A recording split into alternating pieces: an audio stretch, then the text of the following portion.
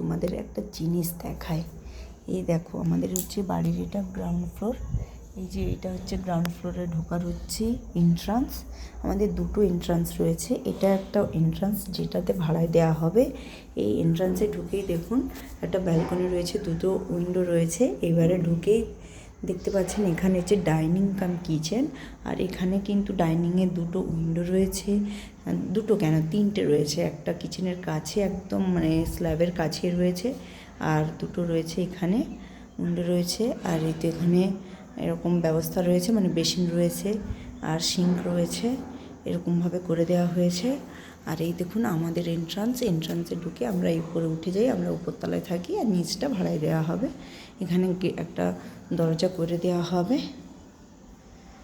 এখন বাড়িতে কাজ চলছে। আর এই দেখুন এখানে একটা বাথরুম রয়েছে, বাথরুমটা যথেষ্ট স্পেসিয়াস। এই একটা রুম রয়েছে, এটা ছোট রুম। এখানেও দুটো উইন্ডো রয়েছে, তার সাথে সাথে এখানে উইন্ডোর ওপরে কিন্তু কিছু জিনিস রাখলেও রাখতে পারেন, কোনো অসুবিধে নেই। আর এই দেখুন এইটা হচ্ছে আমার বড় রুম, যেটাতে একটা সেলফ করে দেওয়া হয়েছে ছোট করে, আর দুটো উইন্ডো রয়েছে।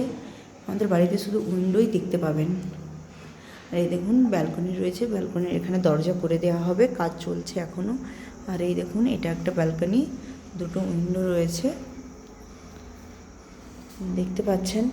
এবার আপনারাই বলুন এই বাড়ির ভাড়াটা কত হতে পারে, আপনারা প্লিজ কমেন্টে আমাকে জানাবেন।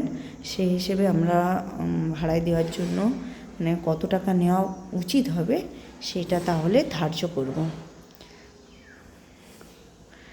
বন্ধুরা এখনের মতো টাটা।